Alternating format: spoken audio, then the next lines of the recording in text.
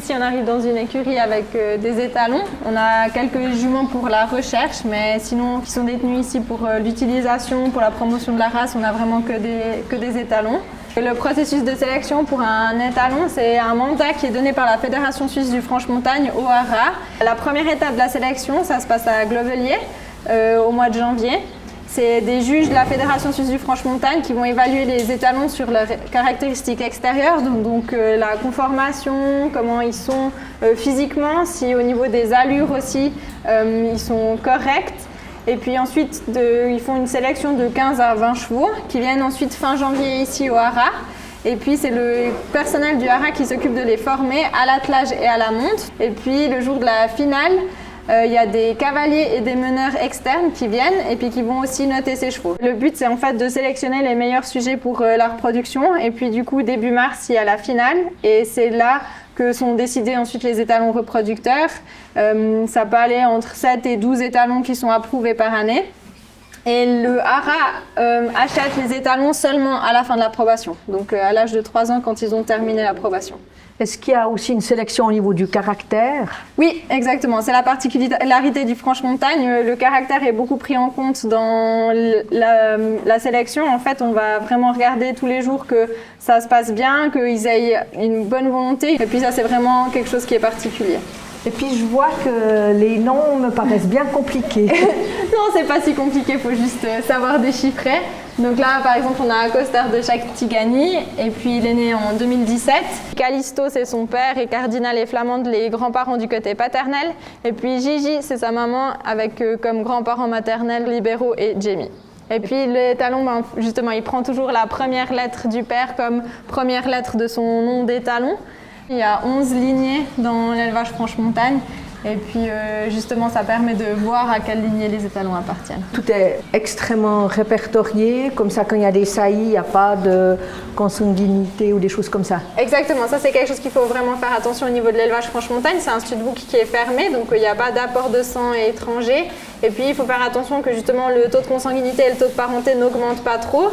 Pour ça, il y a un généticien d'Agroscope qui a fait un programme qui s'appelle poulinvirtuel.ch et ça permet de manière virtuelle de faire un accouplement et puis d'avoir les valeurs de consanguinité et de parenté du poulain pour faire un accouplement qui fait sens justement au niveau de la race. C'est aussi une des conditions pour recevoir une prime de maintien de la race, que les poulains ne doivent pas avoir un taux de consanguinité plus que 10%. Et puis ça, c'est vraiment noté comme ça dans l'ordonnance sur l'élevage. Si quelqu'un a envie de faire porter sa jument, comme dans un catalogue, il choisit... Il y a un catalogue des étalons, effectivement. Voilà. Et puis les gens, ils peuvent justement regarder dans le catalogue, ils peuvent voir les étalons et puis justement décider en fonction de leur jument. Et puis pour améliorer, par exemple, certains caractères que la jument a, où la jument est plus faible, en fait, de trouver un étalon qui correspond. Ça, c'est un box spécifique? Oui. C'est un box social, donc ça c'est le résultat d'un projet de recherche qui a été fait ici au Haras. Le but c'était vraiment dans la détention individuelle, justement on a les étalons, ils sont là, ils sont détenus de manière individuelle, mais ça reste des chevaux qui ont besoin de contacts sociaux aussi. Et l'idée c'était comment est-ce que dans une détention individuelle on peut leur amener un peu plus de contacts sociaux. Donc là il y a une paroi qui a été modifiée, donc on voit qu'il y a une partie qui est ouverte et puis on a une partie qui est toute fermée. Et puis le but, c'est vraiment de pouvoir avoir un endroit où justement les chevaux ils puissent s'échanger. Donc ils vont pouvoir passer la tête jusqu'à hauteur du poitrail. Et puis ça va leur permettre en fait d'avoir des contacts sociaux comme par exemple manger ensemble ou bien se groomer mutuellement, donc se gratouiller mutuellement. Et puis justement pour un peu améliorer ce point-là par rapport à leur détention. Et puis c'est quelque chose qu'ils aiment assez bien faire. Il faut regarder aussi les paires qu'on met ensemble, ça c'est aussi toujours quelque chose. Donc là on voit il va chercher le contact vers Équateur. Ouais. Et puis là, ils vont s'amuser un petit peu, se faire quelques contacts sociaux. 2 étalons, s'ils sont ensemble dans un même parc, ils vont se battre. Non, alors ça fonctionne. Et puis ce qu'il faut toujours penser, c'est quand même que le cheval il doit avoir suffisamment de ressources. Donc ça veut dire qu'il va suffisamment avoir d'espace pour se mouvoir, qu'il aura suffisamment de nourriture, de fourrage grossier à disposition. Et puis à ce moment-là, on peut vraiment avoir des conditions optimales pour justement qu'il puisse vivent leur vie d'étalon, ils reviennent dans ce statut où ils sont comme dans des groupes d'étalons dans la nature. Et puis il n'y a pas de concurrence pour une jument. Donc ça c'est aussi très important. Par exemple dans les écuries ici, il n'y a jamais de jument qui vient. Quand ils sont au pâturage, ils sont vraiment que eux entre eux et puis il n'y a pas une jument au milieu du troupeau. Donc ça enlève cet instinct de devoir en fait se battre pour les ressources. Est-ce qu'on peut rentrer dans le box? On va aller voir Costa. Baby. Et puis ce qui est important aussi, c'est qu'ils ont justement ici une paroi qui est complètement fermée pour justement en fait qu'ils puissent aussi se retirer s'il n'a plus envie d'avoir de contacts sociaux. Et puis ça va manière de tête. Oui, t'es fou. Ils sont affectueux. Oui, vraiment. Très affectueux. C'est ma feuille, t'aimerais lire ce qu'il y a sur ma feuille?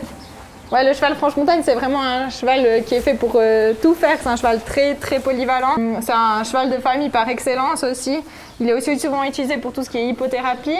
Dans l'armée aussi, c'est encore des chevaux franche-montagne.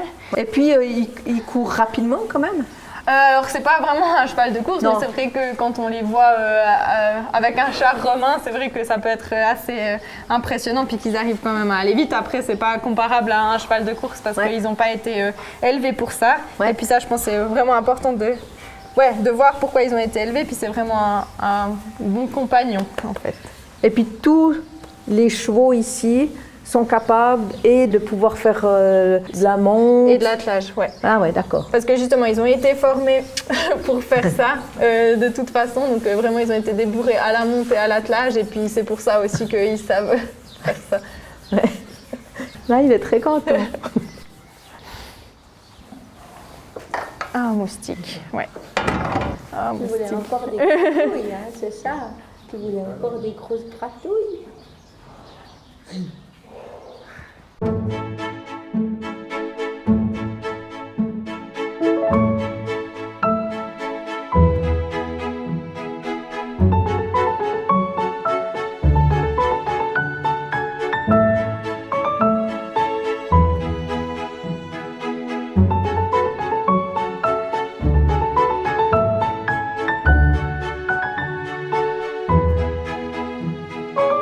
Il est magnifique, ce manège. Déjà, cette structure. Oui, c'est assez impressionnant cette structure métallique. Il y a une légende qui dit que c'est un étudiant de Eiffel qui aurait fait la structure. Si c'est vrai, on ne sait pas, mais c'est vrai que ça ressemble par exemple aux gares de Lucerne ou de Zurich. C'est vraiment la même architecture. Il a été construit entre 1908 et 1912. Il fait 21 mètres sur 46, donc c'est un assez grand manège pour l'époque. Et puis du coup, c'est vrai qu'on a une chance quand même d'avoir un si beau manège ici au Haras. C'est aussi ici que se passe l'approbation des étalons. Quand il y a la partie montée, c'est toujours dans le manège. Et puis on a la chance d'avoir une tribune aussi où il y a le public qui peut regarder en fait ce qui se passe. N'importe qui peut venir? Oui, exactement. À l'approbation des étalons, c'est ouvert à tout public. Donc voilà, ou bien aussi quand il y a des visites, les gens peuvent bien sûr venir sur la tribune pour regarder les chevaux qui sont par exemple en train de s'entraîner. Oui. Et puis si une fois j'ai envie d'assister à quelque chose ici, comment est-ce que je fais? Alors on a un site internet où en général les manifestations sont listées avec un calendrier des manifestations pour l'année. Et puis sinon au quotidien c'est vrai que tous les jours il y a des chevaux qui s'entraînent entre le lundi et le vendredi durant la journée. Donc il y a toujours un petit peu quelque chose qui se passe ici. Donc tous les promeneurs ont l'autorisation, ils rentrent, ils restent tranquilles, voilà, ils regardent ce qui se passe. Oui, oui. Nous sommes actuellement avec deux apprentis qui vont se présenter. Alors, je m'appelle Lauriane Clément, j'ai 22 ans et puis je suis apprentie de première année en tant que professionnelle du cheval monde classique. Très bien. Et vous? Je m'appelle Zali Sigrist, j'ai 19 ans et je fais le même apprentissage en première année. Est-ce que tu peux m'expliquer en quoi consiste ton apprentissage? Alors ça consiste à travailler des chevaux, à les fourrager, les sortir, en gros s'occuper de tout ce qui est autour des chevaux. On donne aussi des cours. Qu'est-ce que c'est donner des cours? Tu donnes des cours à qui? On se donne des cours entre nous, entre les apprentis. Combien de fois par jour tu montes à cheval? Alors, on a normalement entre 3 et 4 chevaux par jour, généralement. Tu as des directives, ce que tu dois faire? Alors, quand on monte individuellement, pas forcément. Des fois, ça arrive qu'un écuyer nous dise travailler telle chose ou bien faire telle chose avec. Mais généralement, on fait C'est un peu ce qu'on a envie. Cet apprentissage, il dure combien de temps? Alors il dure 3 années. 3 années. Ça fait combien de temps que vous êtes ici, vous? 18 ans. 18 ans. Vous vous occupez journalièrement vous superviser un peu les apprentis? Des fois, oui. Oui. Aujourd'hui, typiquement, qu'est-ce que vous allez faire ici? Gymnastique La gymnastique. pour le cheval. On essaye de rendre les chevaux un peu plus souples pour qu'ils puissent se travailler correctement avec tout leur corps. Et avec ça, on fait des travaux un peu latéraux ou des transitions. On essaye de les gymnastiquer un peu, qu'ils se bougent dans leur corps.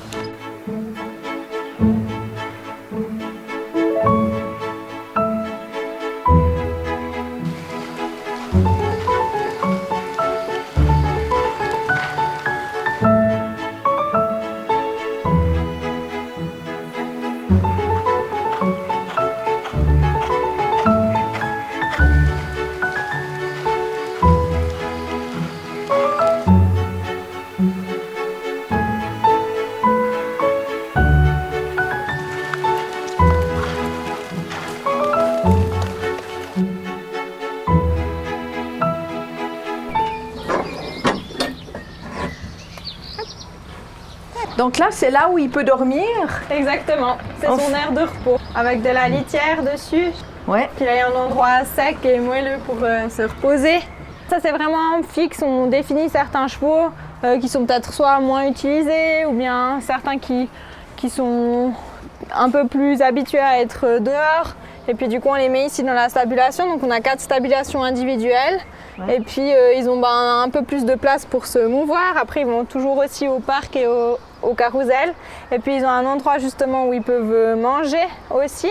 Donc on a ici un râtelier automatique qui s'ouvre et qui se ferme pour éviter par exemple des pauses trop longues entre les repas pour les chevaux. En général, il s'ouvre 6 fois dans la journée et puis ça leur permet en fait de manger et d'avoir des repas à intervalles réguliers. Dans la nature, c'est vraiment le cheval, il mange, il marche, il mange, il marche. Et puis du coup, c'est un peu le but de représenter de nouveau ces conditions-là dans une détention comme on a là.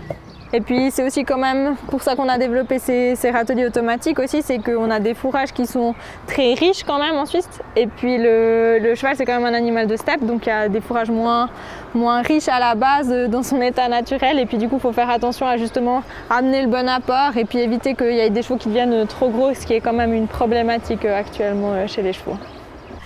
Mais en tout cas, un immense merci au Haras National et spécifiquement à toi, Inès, de nous avoir permis cette immersion dans ce lieu magnifique de tradition. Et vraiment, on vous encourage à faire un passage par là pour pouvoir découvrir ces chevaux, cette vie et ce lieu qui est vraiment unique. C'était Christine pour Explore Suisse TV.